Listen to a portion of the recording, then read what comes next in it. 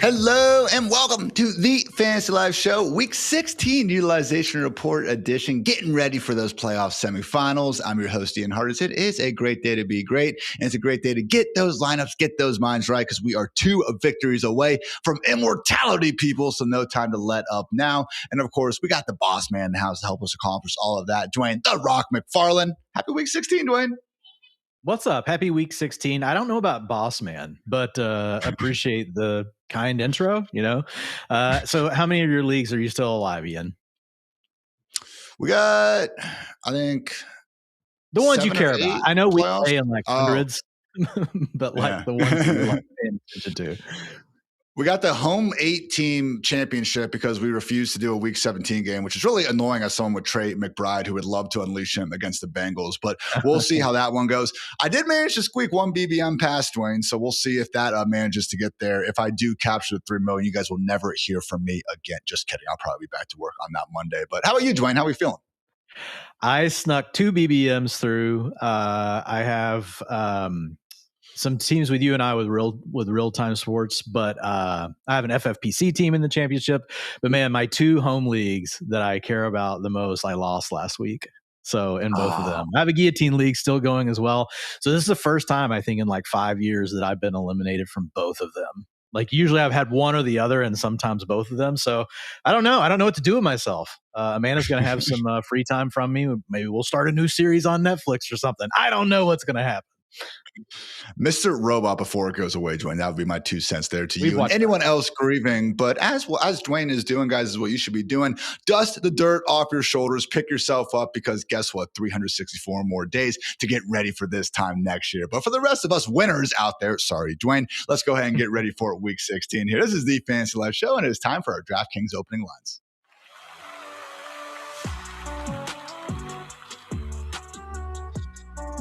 Relatively quiet news day here on Tuesday. We'll see more injury updates and things of that manner on Wednesday and Thursday, and we'll be sure to update you. So I want to take the time to recap Monday Night Football because there were several big-time utilization trends that do deserve to be covered. First of all, kudos to Aaron Rodgers and the Steelers for taking down the Dolphins 28-15, and it really wasn't even that close. This game was 28-3 at the beginning of the fourth quarter before Tua found Darren Waller for a pair of mop-up duty touchdowns. So looking at those Steelers, again, was a nice game from Mr. Rodgers, 224 yards and a pair of touchdowns. Only threw 4 incompletions out there. Obviously not the most mobile guy. I still feel like the Steelers are going to be bringing a knife to a gunfight if they meet Josh Allen or one of these other aliens in the playoffs. But hey, at least for the last 2 weeks, man, has been playing some pretty good football. That said, Dwayne, it seems like the real story here is a backfield that once again, man, seems to be trending towards being Kenneth Gainwell's.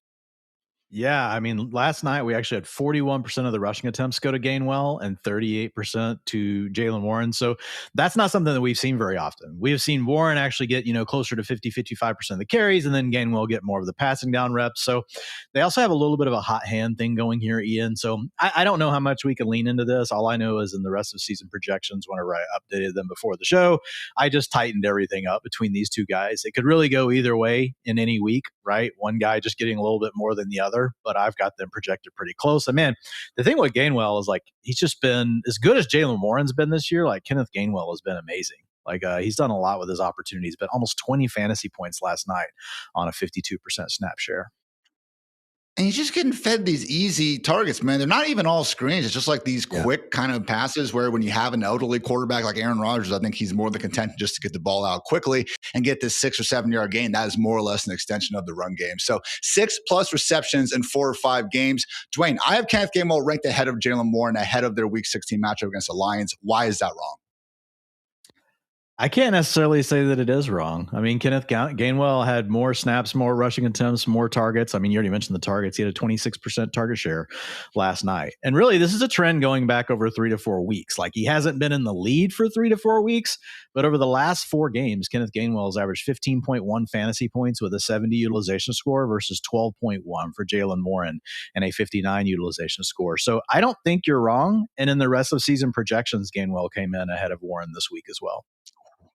Again, really is more so that full PPR scoring, getting those extra receptions help can go a long, long way in fantasy land. Also, when we got Connor Hayward now apparently, being a vulture at the 1 yard line doing the Steelers tush push there, which more or less is just Darnell Washington shoving this dude as hard as he can. So, hey, it is effective. But again, one more reason maybe to be a little bit lower here on Jaylen Warren as we approach the end of the season. Otherwise, shout out to DK Metcalf, had a cool beast mode touchdown, and Marquez Valdes-Scantling found the end zone as well. Gotta love him and A. Aaron getting back on the same page there. Again, will be the Steelers in Detroit next week. We'll see if Rodgers is coming and Keat up there in a hopeful shootout over with the Dolphins. Tua Tagovailoa. I was actually shocked, Dwayne, at just seeing how good his count numbers relatively good they were preparing for the show. Because, I watched the game and I was like, this is a absolutely horrific performance by Tua. But at the end of the day, 253 yards, 2 touchdowns on 22 of 28 passing. The interception, though, was horrible. Troy Aikman, basically couldn't even believe that he even attempted the pass as he was breaking down the play. And it was not just myself and Troy. It was also Mike McDaniel who said after the game, the QB play last night was not good enough. So everything is on the table. Dwayne, I don't think that sounds like something a coach would say if he plans on starting Tua here for the eliminated Dolphins in week 16. Yeah, and then we'll see how Zach Wilson goes. You'll probably be back to Tua within one drive. I'm just saying. We'll see we'll see what happens. I left Tua as the starter in the rest of the season projections. Obviously, I might have to update that tomorrow. I did see the comments, so I don't know, man. Tua's owed enough money. What are they going to do? They're gonna test out Zach Wilson and decide if they want to play him next year over Tua, who still has the contract. I don't know. It would be really weird if Tua did get benched. It feels more to me like McVay's just basically trying to get his message across that he's got to play better. I appreciate Zach Wilson because he's actually the fun, bad variety. And it's one of my favorite comps of all time. I really do believe Zach Wilson plays football like if Patrick Mahomes had to show up to every single game, blackout drunk. So again, maybe not the guy you want leading your franchise, but as someone who just wants entertainment on my TV every Sunday, I would be inclined to see Zach Wilson out there. I think it could be a fun time. Otherwise, just Devon Etienne doing his thing, racked up 127 total yards. Did see Darren Waller, though, Dwayne, 2 touchdowns. I know we were a little bit worried about the split between him and Greg Dulcich going to week 16. Maybe not an every down role for Darren Waller, but at least showing that once again, man, this dude can still rack up fantasy points in the year 2025. Yeah, he got closer, though. 65% route participation rate, 31% target share, led the team. And then you mentioned scoring the 2 touchdowns. He had 100% of the end zone targets last night, which has kind of been the thing that's really drawn us to him all along. It's okay, target share might be okay, but we think that if there's an opportunity to score touchdowns, just given the way this roster is constructed, unless they're going to hand it off to, Ollie Gordon, who got hurt, or one of these other guys inside the 5, it feels like Darren Waller is just really he's a guy that's primed to score touchdowns just because they don't have a lot of big guys once you get down inside the 5. And God knows Tua's not scrambling for a touchdown. So, yeah, it was interesting with Waller. I saw over in the FFPC championship round, Ian, the guy that had Kyle Pitts had been sitting at the top of the leaderboard all weekend, and the Darren Waller manager passed him to be in first place, at least for this first week of the shootout. So let's assume just for the time being that Tua will still be under center. I hear you. There is a lot of money on the line there to go ahead and rip that Band-Aid off at this point in time. So let's say Tua is there for week 16 against the Bengals. Choose your fighter, Dwayne, because right now in our Fantasy Life ranking hub, we have my ranks, Matthew Friedman, and Waz. Waz has Darren Waller as his tight end 12. I have him as my tight end 9. Friedman has Darren Waller as his tight end 4. He is going up against the Bengals. Which one do you like better right now? Well, look, I love Friedman, and he's a massive wet blanket. So for Friedman to go all in, I think Friedman also had the Ravens tight ends ranked the highest last week. So he's definitely a believer in this Bengals matchup. And hey, why not? It's been good except for last week for the Ravens. I would probably go with where you're at, though. I did the rest of the season projections this morning, so I'm kind of cheating, but he came in as tight end 13 there. I'm pretty conservative. I take the thing step by step, but I could see anywhere like tight end 10 to tight end 12 being fine. Maybe he gets pushed up a little bit higher though, just because of the touchdown upside. Definitely need Tua under center though for that. If Zach Wilson were to be named the starter, I would drop Darren Waller outside of the top 12, probably outside the top 15. all three of us do have Colby Parkinson ranked as our tight end 8. I would be going with Parkinson over Waller if you guys are out there on the waiver wires trying to find someone for week 16. The only caveat would be this Rams-Seahawks game on Thursday. There is a high chance of precipitation. I'm not sure if that's the driving rain variety yet or anything. Again, I am not a professional meteorologist, contrary to popular belief. I do recommend you guys check out Kevin Ross' work at Roto Grinder, as always, one of my go-to clicks every single Sunday morning. But with that, guys, that wraps up our Monday Night Football recap. And with that, let's get into the rest of the show. This has been our DraftKings opening lines.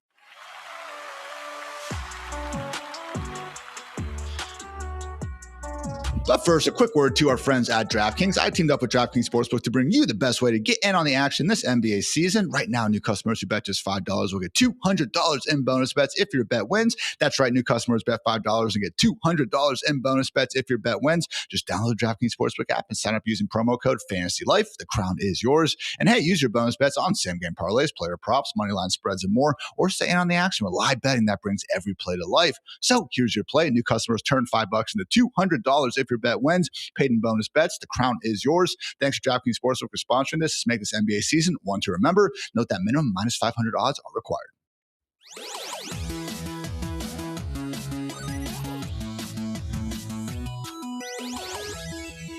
Jingle always has me ready to run through a freaking brick wall, Dwayne. Let's go. It's the Utilization Report presented by DraftKings, kicking things off with a pair of running backs who we weren't exactly sure what we were going to get in week 15 coming out of their bye. Turns out it was a lot of fantasy points and some darn good utilization. So, Dwayne, talk about TreVeyon Henderson and Tyrone Tracy and what we did see out of them coming out of their bye.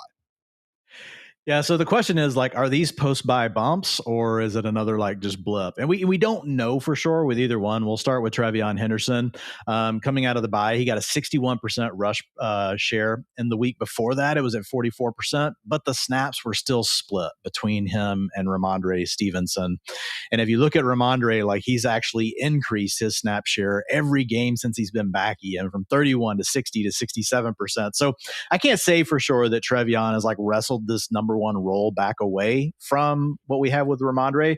But what we can say is, like, he is getting enough work in and he continues to make the big plays. And so he's just coming through in a big way on the limited opportunities he gets. So I think there's a pretty wide range of outcomes each week with Hendo, but he's a must start. Like, so he's going to be in that mid-range running back 2 territory. Interested in hearing where you have him for the week. But in any given week, he can be a top 3 running back, because all it takes are 2 of those plays that he breaks off for long runs, and it ends up being 12 points in your fantasy box score plus whatever that yardage is. So looking back at his historical comps, I've got now the last 3 games he's played with Ramondre Stevenson, 65% of them have been running back 2s. So I think that's most likely where he finishes. But there were 30% of them that finished in the top 12 running backs. And I could see that down the rest of these, over these next few games that we have to finish out the season, you know, if he stays hot as a rusher. But right now it does look like he's still in a timeshare, but maybe he keeps that slight lead of 60% of the rushing attempts. Before we go on to Tracy, like, where did you end up putting him this week, Hendo?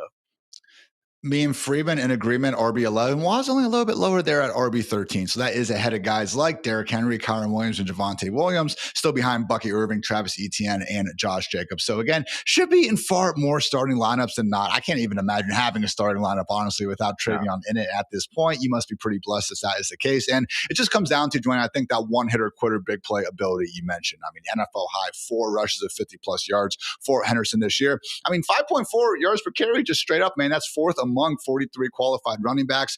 Ramondre Stevenson is second to last for those counting at home. So look, I don't think Stevenson is necessarily going anywhere. And to Stevenson's credit, like, one stat I like to look at is percentage of carries with 3+ yards after contact. And he's actually 7th in that. And in that stat, I see guys like Ramondre and Zach Charbonnet, you know, some of the dudes who we bemoan kind of getting the opportunities they do, actually showing pretty nice. So again, I think Stevenson does have a real life use, but at the same time, Dwayne, 22, 15, and 17 combined opportunities for Henderson these last 3 games with Ramondre active. Like, would it be cooler if he was getting 25 per game? Sure. But guess what? He can make a lot out of 15.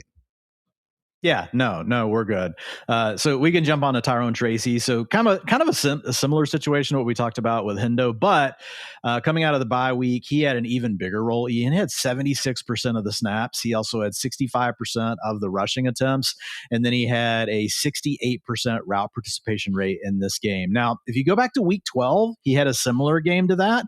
Then I know people are probably thinking, yeah, in week 13 he got hurt. Yeah, but not until the 4th quarter, and even before the injury happened. He was really more in an even split. So we've got these 4 games with Mike Kafka as coach. One of them, he's had 52% snaps, then 71% snaps, then 51% snaps, and then out of the bye, 76%. So I can't really say for sure which way to lean on Tyrone Tracy. I will say, though, like of the 2 players, like he's the guy that's got the more diverse skill set that can really do everything. They are giving some of that work to Devin Singletary down inside the 5-yard line, but a lot of the rest of the stuff, like I could see it going through Tyrone Tracy. Last week, 65% of the rushing attempts with a 68% route participation. Like if he can do that again, like he's obviously a mid-range running back too. The problem is we don't know for sure. So I actually just looked at his utilization score across all 4 games with Kafka, and it's still pretty good, Ian. Like he has a 76 utilization score. 65% of his comparisons were running back 13 to 24. So, I mean, that says we likely have a running back 2 on our hands. The only challenge with this is we kind of have seen these extreme swings where one week you're like, oh man, that could be a running back 1. And then the way he gets used the next week, you're like, oh, that looks more like a running back 3. So the average is putting him in the middle as a running back 2. I think probably borderline running back 2. I don't know that I trust it all the way to get him up to mid-range running back 2 territory. Where did you put him this week?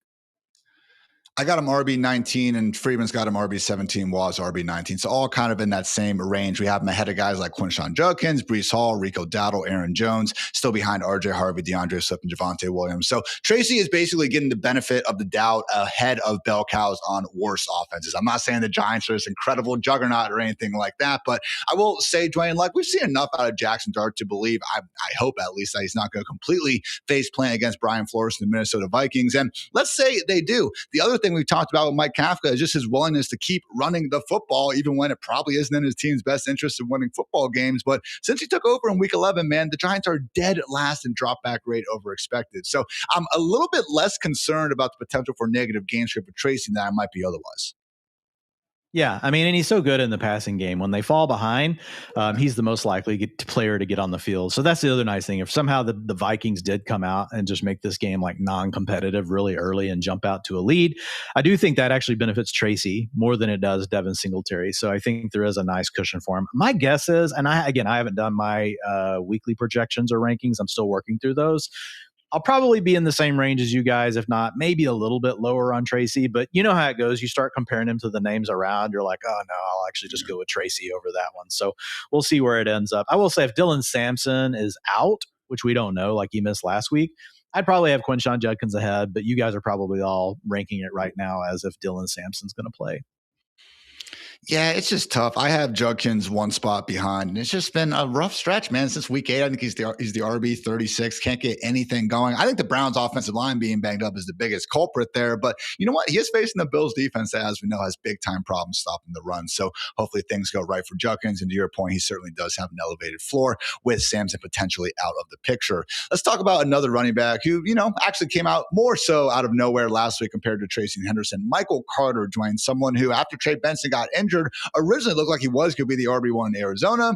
Then we kind of didn't hear from him for the most part for the next 6 or 7 weeks. But now Bam Knight with an ankle injury out of the picture, it does seem like this is once again Michael Carter's job. So at least for 1 week, it was RB1 level utilization. Talk about that and if you expect it to continue into week 16. Yeah, and it's funny how these things work. People probably don't remember, but last year, Ian, over the last 3 games of the year, Amir Abdullah, 18.9 fantasy points per game. So that's the thing with running back. If we just run into a situation where there's no one else left and they have to feed one player, which is kind of what we're potentially looking at here with Michael Carter. Now, Amari DeMarcado was coming back from a high ankle sprain, so we could see him slightly more involved. But to your point, Ian, it was monopolization by Mr. Carter of the backfield this weekend.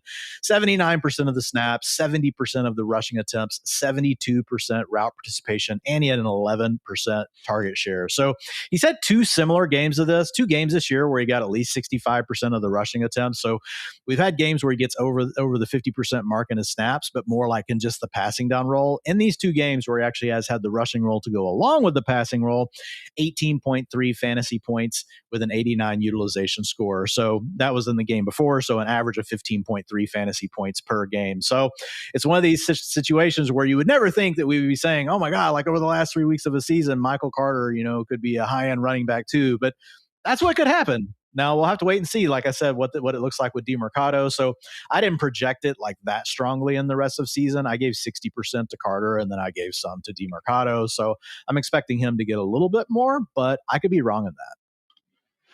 I'll be very interested to see how DeMercado's practice participation goes. Because again, last week, guys, limited all week. He was questionable going into Sunday, and then accordingly seemed to really be on a snap count of sorts. If he is practicing in full and then not listed on the final injury report, I'd be a little bit more concerned about, again, that potentially going, I don't know, Dwayne, 50-50. I wouldn't be shocked if it's 70-30 in favor of DeMercado. Again, it's been kind of this free-flowing just situation, Arizona all season long, mostly due to those injuries. But just with the season on the line, like, yeah, man, if we knew for sure Carter was going to have an 80% snap rate next week, I'd be okay ranking him as a legit upside RB2, but we are not. So a lot of, just again, worry kind of going on here. And yeah, it's a Cardinals offense that puts up points, heavy majority though through the air. So I came in a little more bearish, I guess. I always get those confused. I think I'm down on Michael Carter, okay, going into this week. He's my RB33. Wallace has him RB26.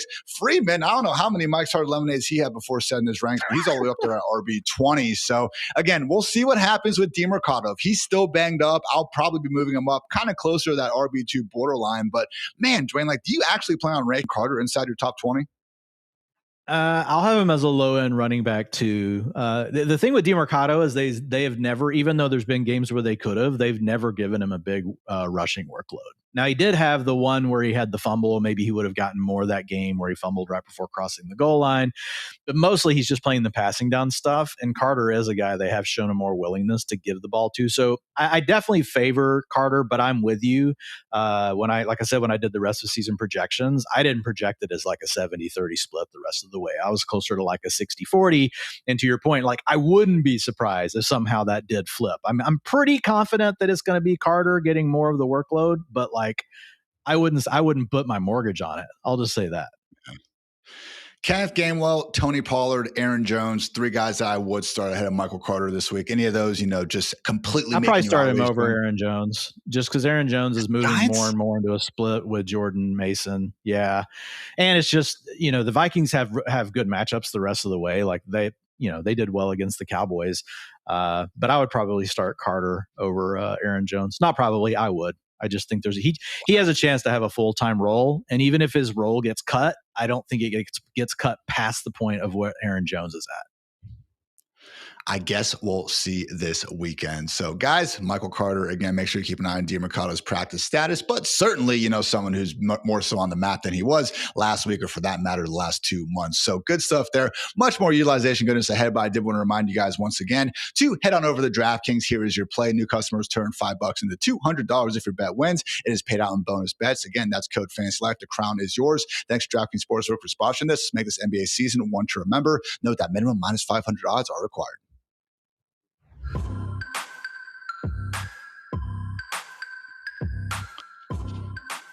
Let's move on over to the wide receiver land, where we had the return of I think we can say future Hall of Famer. I know some people have complained about that idea, but Mr. 1K, how about that? Mike Evans, Dwayne, coming back out last Thursday night and looking no worse for the wear, man. Dude was skying up there, making some vintage Mike Evans catches. Got a little bit banged up and gave us all a scare, but by the end of the day, he easily cleared 100 yards. Now needs to average a mere 243 yards per game the rest of the way to get back to 1,000 for yet another season. But all that aside, man, we did actually see the return of Evans alongside Jalen McMillan shake up what we thought was, a more so clear-cut Tampa Bay wide receiver room.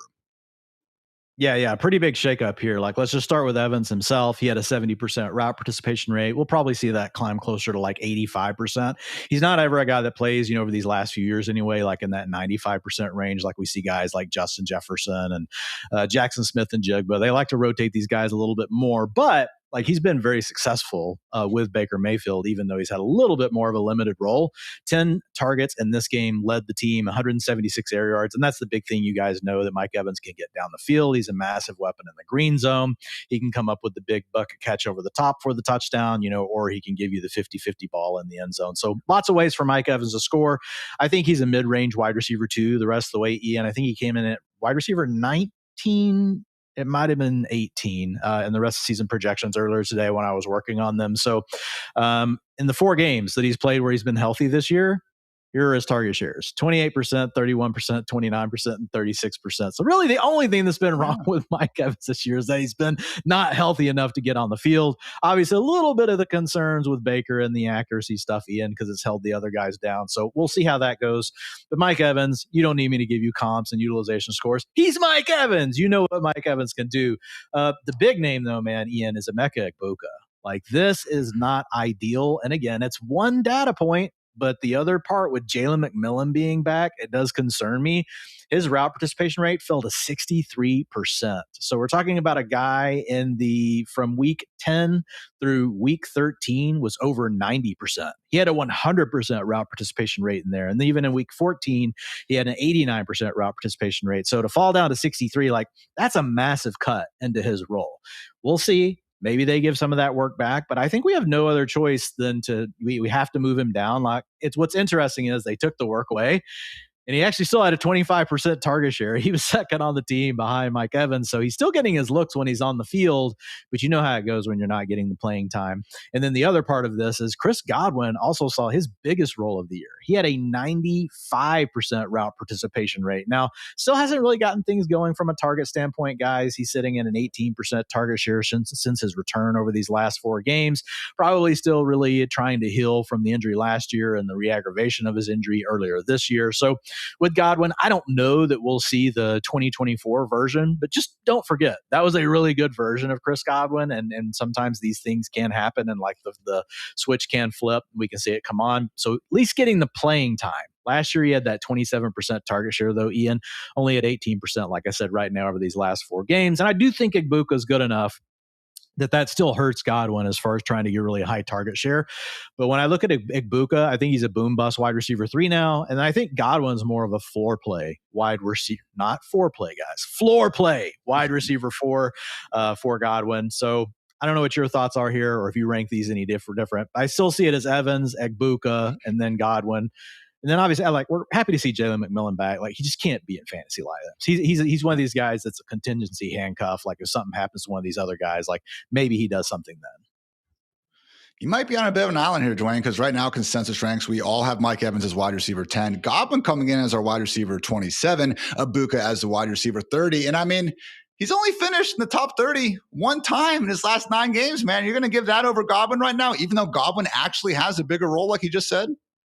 Well, I mean, I'm looking at a range of outcomes on this stuff, and the ceiling is just still higher for Egbuka. I mean, and unless Godwin really gets going, which is possible, I'll just say 27 is too high for Chris Godwin. Like, I won't be ranking him that high. Like, he'll definitely be lower than that for me. Now, again, I haven't looked at every matchup for this week, but yeah, I mean, it's a positive. He's got the playing time there, but I think that's probably a market overreaction. Would be my gut on Godwin. I'm just saying, man, the last 3 weeks, like, it's 3 games in a row, Godwin's outproduced Emeka Egbuka. How much longer can we just cling on to what happened in weeks 1 through 5 when Godwin wasn't even there? Well, I'm just saying, Godwin, that's really high. Like, 27 for a guy that scored 11, and 12 fantasy points. Like, that's pretty high. So, like, I'll be lower than that. I'm not saying Godwin won't outscore Emeka Egbuka. Here's my point. Like, if Emeka Egbuka goes off, like, I feel like he can score 25 points. If Godwin goes off right now, I feel like it's 16 or 17. Maybe I'm wrong, but he just doesn't look. It doesn't seem like he's fully healthy yet. But again, like, it could flip. The switch could flip this week. I'm not that excited about playing either one of them, to be honest. Like, I think Mike Evans, slam dunk, easy to play. Yeah. The rest of the Bucs in the passing game, it's tougher choices. Like, you really are going to need someone that you're, that you don't feel great about to start either Godwin or Egbuka over them. It would be the most Egbuka thing at this point, once his playing time has been cut, to now finally go ahead and put together one of those booms. But the good news, other than Evans with all this guys, is that Baker Mayfield, 8.1 yards per attempt there in that Thursday night game. That was his first time in 7 games that he'd even cleared 7 yards per attempt. So at least Baker hopefully still has some big games ahead during the fantasy playoff stretch. Let's talk about the Indianapolis Colts, Dwayne, who, yes, fantastic story with Phillip Rivers, but I think we all found out the 44-year-old grandpa can't move and also can't really throw the football. 2 things that, again, ideally you would like to have out of your quarterback. So it sounds like that Shane Steichen is sticking with Rivers despite Anthony Richardson now being cleared. I can't really get behind that, Dwayne. I'll be honest with you. Now, look, I was a dummy. I was wrong. I thought the Colts should have started Anthony Richardson over Daniel Jones in week 1. So I guess that might take away my ball nowhere badge. But with Daniel Jones out of the picture, man, like I just look at Richardson and he at least forces defenses to account for the deep ball. He has mobility to actually, again, force them to think about that. And like the Colts have gone 8-7 with Richardson as their starter. Okay. I know wins aren't a QB stat. I know he didn't finish every one of those games, but as much as Richardson does have his own warts and problems, obviously, like it's not like he was just completely tanking this team over the last 2 seasons. So I guess it's Rivers. And if that's the case, Dwayne, yeah, downgrades for literally everyone. Yeah, it's going to be downgrades no matter who's under center. Like it would be a massive downgrade if Anthony Richardson was under center as well. But I am with you. I would have more hope at least that maybe the light switch could click on. And because he is someone that can have this gravitational pull on the defense if he's running the ball really well, and then maybe he gets his accuracy together. But I think we know why with Anthony Richardson. Like, obviously, they're watching the practices. They're in all the meeting rooms, and they don't believe in him. They just clearly don't at this point. So while I am on your side, it does look like we are stuck with Phillip Rivers for at least one more game. I get it, guys. He's playing against the Seahawks defense. I can't believe how many of you like came in and were blowing up my tweet yesterday that the reason Phillip Rivers wasn't good was because of the Seahawks. Yes, they're a good defense, but did you guys watch the game? Did you like actually put your eyeballs and like point them towards a TV with Phillip Rivers throwing the football, and you thought that was good? Like, he can't throw the ball down the field. Ian, here are his targets as far as average depth of target. Behind the line of scrimmage, 10 of 27. 37% of his passes were behind the line of scrimmage. Then in the 1 to 9 yard bucket, another 33%. I'm sorry. It's very hard to be successful as an offense if you're going to have to throw 70% of your passes within 10 yards of the line of scrimmage. That allows the defense to creep down. There's no element of surprise. You're taking the ability to hit a big play over the top away because you're not willing to throw it. Okay, maybe it's 60% instead of 70% next week, guys. But after watching the game and looking at how old Phillip Rivers is, like, it's just, I think he's got to prove to us that he can have a game plan besides this one. Like, I'm not a believer. Like, so I don't know about you. You can tell me here, Ian, that I'm wrong and that this is too small of a sample and I'm a complete idiot. But I'll be honest, I'll be surprised. If Phillip Rivers has a game where he throws for 225 yards, I'll actually be surprised. Like, I will genuinely be like, oh, wow. Like, I didn't even think he could do that. I think Rivers played probably the best we could have expected, but that's what we probably should be expecting at this point out of the guy. And again, I totally get going to Rivers under what we thought we had early last week. Riley Leonard dealing with a knee sprain that apparently wasn't that big of an issue. And Anthony Richardson was still on IR, but like that was then and this is now. And I just, honestly, what I would like to see, Dwayne, is Shane Steichen pull a page out of the Eagles 2021 playbook when he was their offensive coordinator. This was pre-A.J. Brown. It was not working with Jalen Hurts during the first 7-8 weeks of the season. It was his first year as a starter. This is not Jalen Hurts slander, but they literally turned into like the most run-heavy offense in football during the second half, won some football games, wound up making the playoffs. And why not go that route with Riley Leonard, who can run the ball and did a lot of that in Notre Dame, and Anthony Richardson? I don't want to see Rivers throwing the ball 25 times game. Throw the ball 12 times total and just keep running it at this point, man. Yeah, I'm with you. So, I mean, this hurts everybody. We'll see what happens after this week, but at least for another week. And obviously, any of these quarterbacks right now, because Daniel Jones had played so well, which was a surprise how well he played. But this offense was performing at a really high level. So for Jonathan Taylor, guys, like, look, you guys are all still starting him, and you're hoping that he scores a touchdown. The volume's going to be there. He's going to get his opportunities. He's got the number 9 graded run blocking unit per PFF. So you got a team that can block. You got a guy that's going to get the volume. Jonathan Taylor happens to be really good at football, so you're going to be okay. But like, it's a downgrade, Ian. I'm cracking up at how many people on social media want to say that this is not a downgrade for Jonathan Taylor and that, he's just so talented that it doesn't matter how bad this offense is, he's going to score touchdowns. Look, man, he was averaging 1.3 carries inside the 5-yard line per game this year. That was 5th best in the league. He didn't have any last week. If you look at the Colts, 40% of their drives were making it to the red zone, 3rd most in the NFL. Last week, only 10% of their drives. Okay, maybe they double that. Fine, but they are not going to be a team, guys, that gets to the red zone on 40% of their drives anymore. That means there's not going to be as many carries inside the 5. That means less touchdowns. Yes, JT is going to have his volume. Yes, JT even is going to get catches because Phillip Rivers is going to be willing to check it down to him. So I think he's fine. but he's no longer a top 3 running back. That's my point, Ian.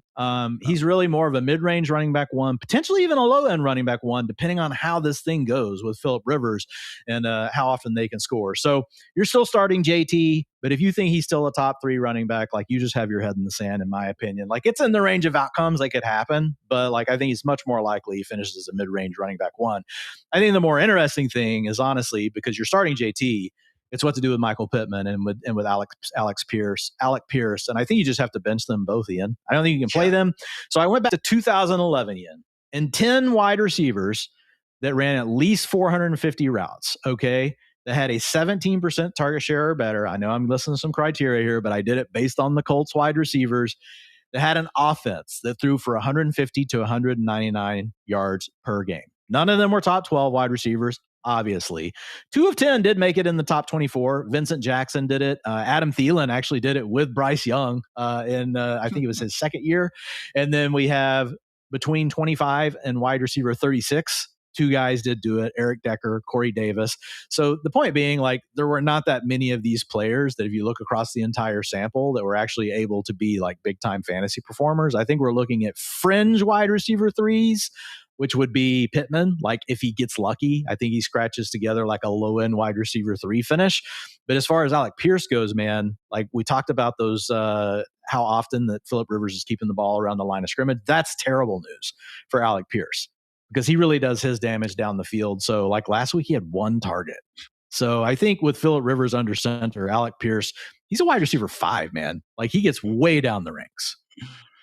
I ranked Alec Pierce in my first run through as my wide receiver 77 this week, Dwayne. That's I can't how even argue with I think it. of Rivers. Right. That's how little I think of him pushing the ball downfield. The answer to Colts wide receiver start sit questions is no. I don't care who it is. Pick someone else, for the love of God. Jonathan Taylor, Titanic play. We're going down with the ship. I wish it wasn't that way, but we're going to have to do so. And then Tyler Warren, I think he's just, more of a borderline tight end 1 at this point. Let's face it, even before the injury, man, he wasn't exactly balling out the same way he was during the first half of the year. He is coming in as our tight end 12 in our consensus rank, still ahead of guys like Gadsden, Loveland, Theo Johnson, not unplayable, but we do prefer the Darren Wallers, the Dalton Schultz, and the Colby Parkinsons of the world over him at this point. So again, not great, guys, but maybe we can turn those frowns upside down. We got some utilization report underperformers coming up. First, a quick word to our friends over at Xfinity.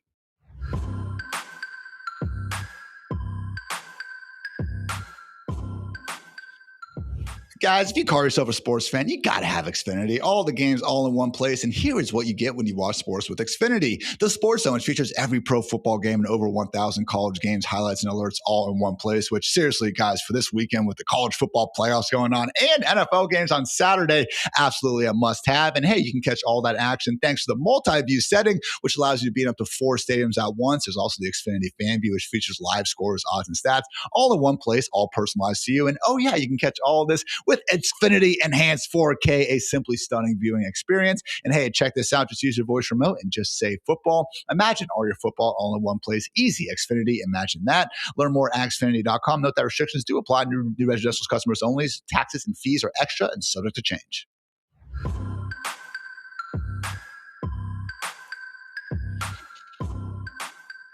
Breaking down the internationally renowned utilization report. As always, make sure you read the full thing for free over at fantasylife.com. But Dwayne, I'm interested in this one. You have the audacity to say Travis Etienne is underperforming his utilization score. How many more fantasy points do you want, man?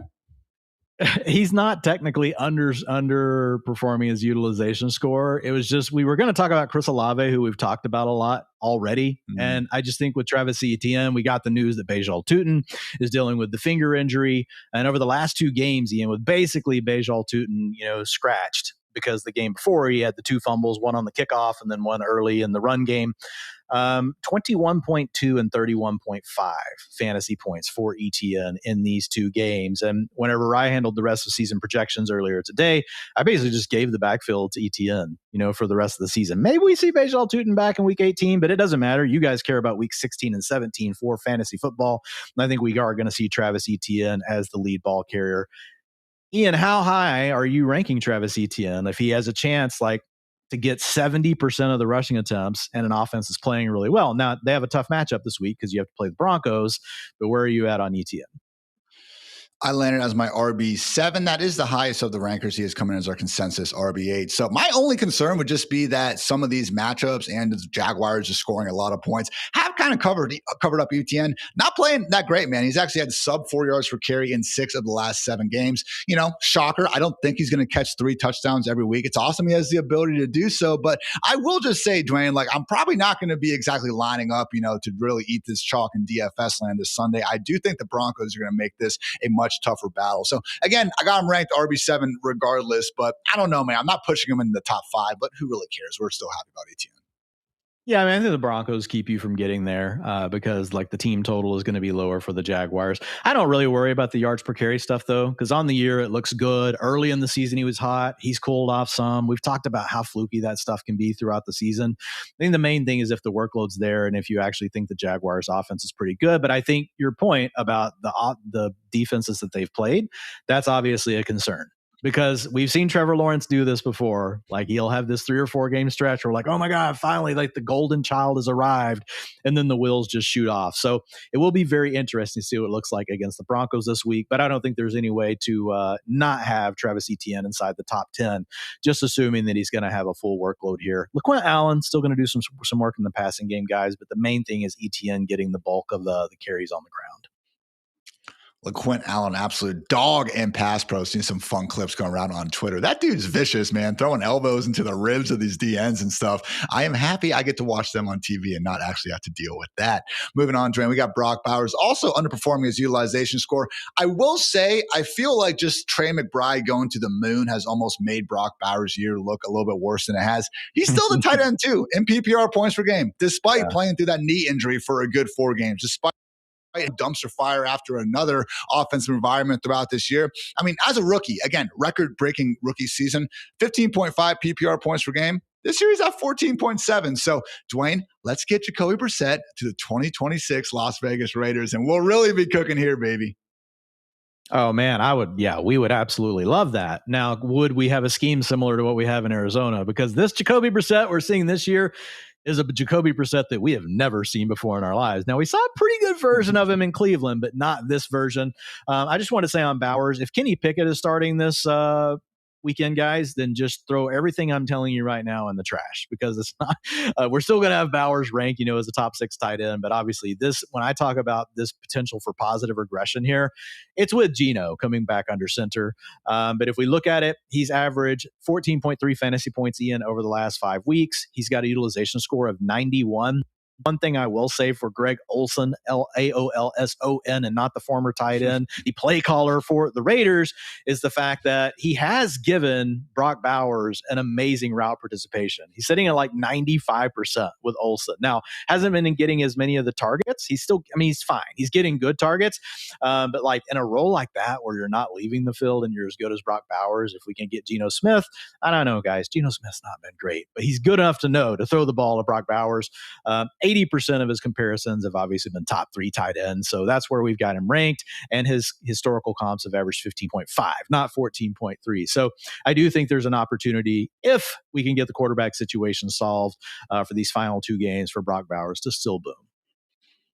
I know it's the Texans, guys, and the Raiders only implied for 12 points, which is the lowest total I'll ever remember seeing for an individual team.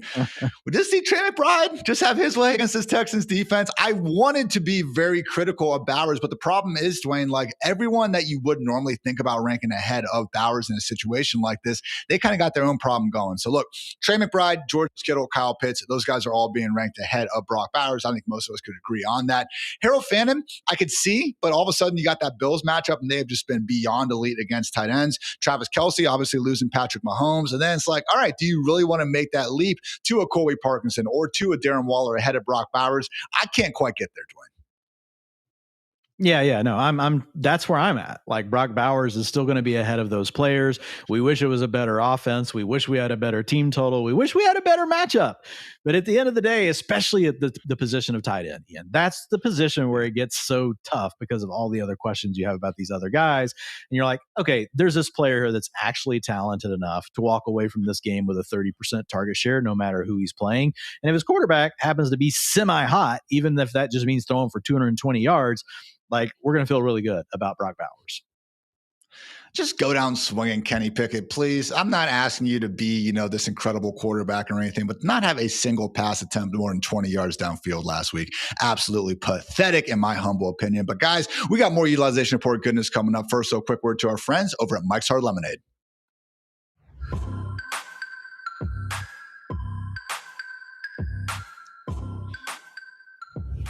Mike's Hard Lemonade is partnering with Matthew Berry and Fantasy Life to give away weekly prizes all season long. That's right, giving away weekly prizes for free all season long, including a trip to this year's big game. Prizes include Fantasy Life Plus subscriptions, gift cards to New Era, Homage, and Knock Around TV soundbars. And 2 tickets to that big game that occurs every single February. And not only have Fantasy Life and Mike's Hard partnered for the sweepstakes, but we've also collaborated on a new 12-pack of exclusive flavors. My personal favorite, Hard Pink Pick 6, but we also got Hard Pineapple Rush, Hard Berry Blitz, and also Hard Apple Tackle. Talk about a great day to be great. So go to www.mikeshard.com/sweepstakes/fantasy life today to enter the sweepstakes and go find the Mike's Hard Fantasy Life 12-pack at a store near you. Note that this is for 21 plus only, premium malt beverage, Mike's Hard Lemonade Company in Chicago, Illinois.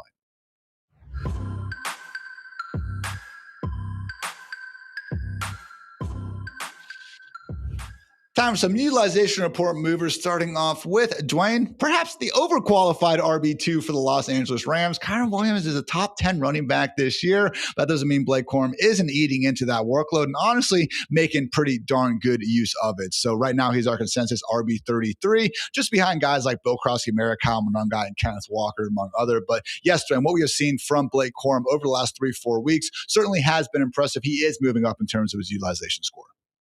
Yeah, he's actually outperforming his utilization score, right? But here's the thing. His role really changed starting in week 9, Ian, and he's averaged 10.1 rushing attempts and 0.4 targets per game. So 10.5 opportunities per game. Doesn't sound like a ton, but when you get to play for the Rams and you're playing as well as what Blake Corum is playing, it's hard to look at it and think that it's going to completely go away. Do I think he's going to have many more games where he scores 26.1 fantasy points like he did 2 weeks ago?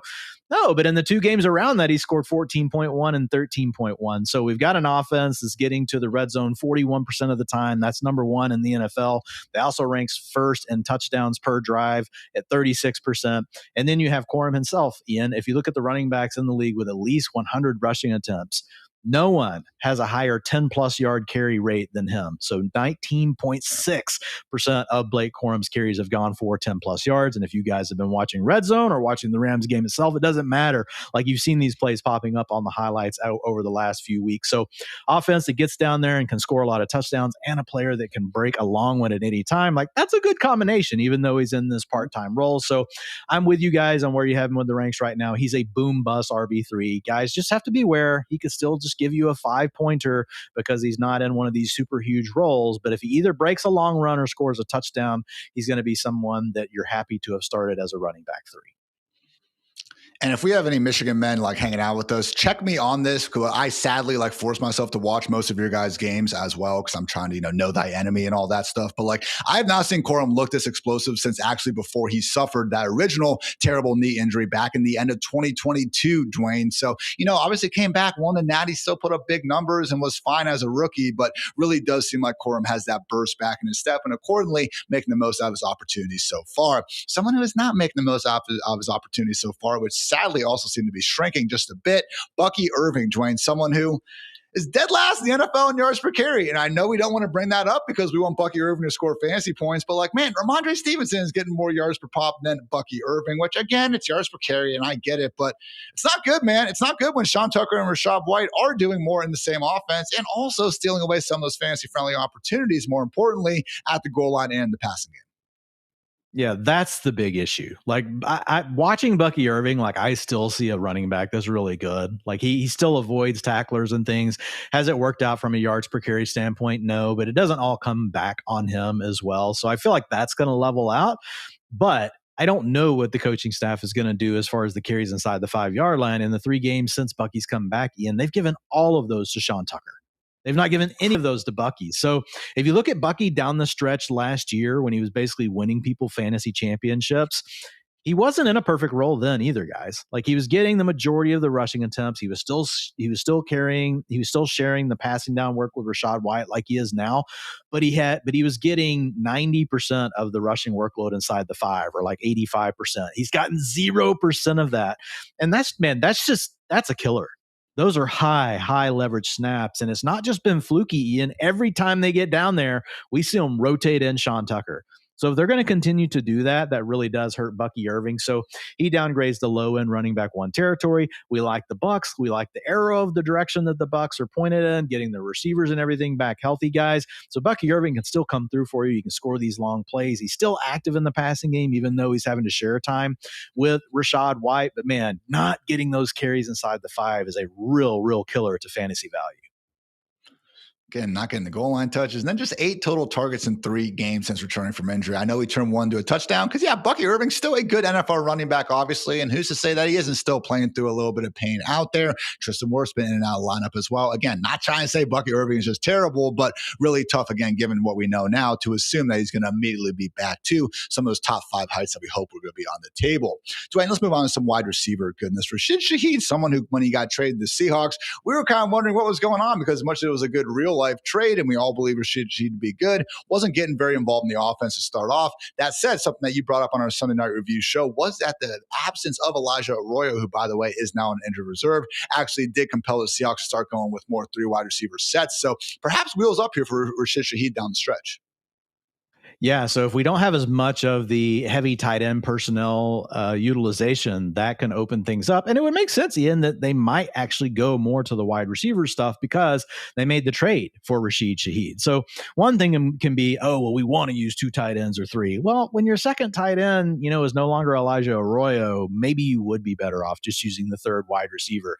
And we did see a season high for Rashid Shaheed with the Seahawks last week. He had an 82% route participation rate. He was also second on the team behind JSN with a 22% target share. Those numbers were both better than what we saw from Cooper Kupp. We know this is a guy that can make the big plays. We know that Darnold is willing to really lace the ball in there in these tight windows, and he's also willing to push the ball down the field. I think Rashid Shaheed is a better fit for the Seahawks offense than Cooper Kupp. No disrespect to Cooper Kupp, like one of my favorite fantasy players ever, Ian. Like, some of the seasons that he's put up for us have been absolutely astronomical, and also just seems to be a hard worker, great dude. But man, Rashid Shaheed, like, his arrow is pointed up, and honestly, like, this could really help the Seahawks offense because their ground game is not working right now. And so they're probably going to have to start throwing the ball a little bit more, which they have over the last few weeks. So right now I've got Shaheed upgraded to high-end wide receiver 4 territory.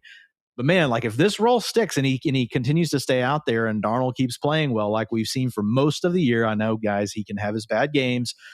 Man, he offers wide receiver 2 upside. I've got him in as a wide receiver 4 now, but there is a world where Rashid Shaheed, we look up and we're like, okay, man, like, heading into the fantasy championship game, we're looking at him more as like a low-end wide receiver 2. Tough matchup, obviously, for a great Thursday night game between the Rams and the Seahawks now. But we got a revenge game special for Sam Darnold and company against the Panthers in Week 17. Hopefully we see enough from Rashid Shaheed to be ready to go for that one. Dwayne, we do have a utilization score trending down, though, for Mr. Omarion Hampton, who honestly actually has a tough matchup that we didn't expect to be tough on tap against the Cowboys defense that, since returning from their Week 10 bye, has allowed a league-low 57 rushing yards per game from opposing running backs. So Quinnen Williams did get knocked out of the last game with a concussion. So that is one of the more important defensive injuries to monitor throughout this week. But not exactly a good combo, Dwayne, with Hampton's utilization score not going great. And now a matchup that, again, also isn't ideal behind a terribly banged up offensive line in Los Angeles.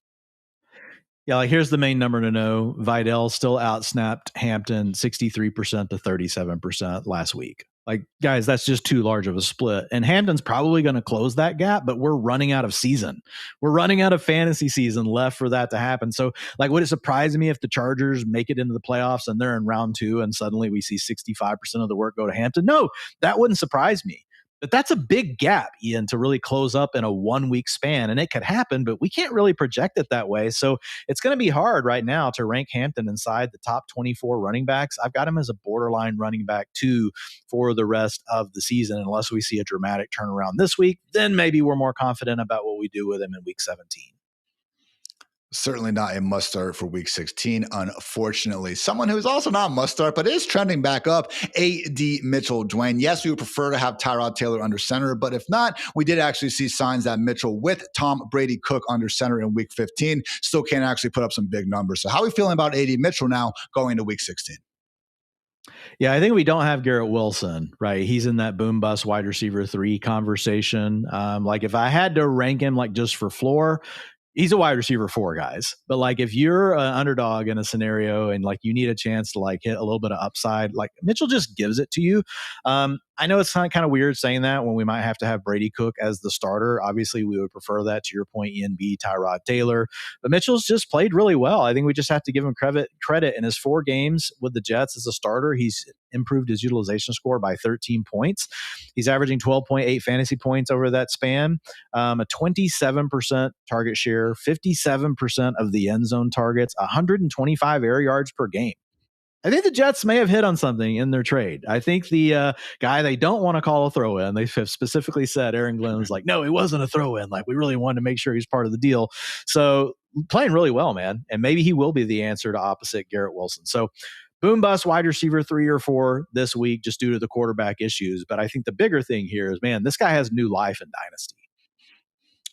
Man, this Jets team, I know it's been the same thing for like ever since Chad Pennington, where it's like, can't we just get them a quarterback? But at this point, they've legit used so many first round picks on the offensive line. We got Garrett, maybe A.D. Mitchell, something. Breece Hall, obviously good. Just please get them a quarterback. Last one, Dwayne, someone who obviously dragged many fantasy teams to a round 1 dub. That is Mr. Kyle Pitts coming off tight end 5, tight end 6, and of course, tight end 1 finishes. Now I need to see what happens with Drake London. Raheem Morris says he's, quote, hopeful that he returns, but I don't know, man. The dude's been day-to-day for a month at this point. We'll see what happens. If we do once again see Drake London out of the picture, consensus top 3 tight end with our fantasy life rankers.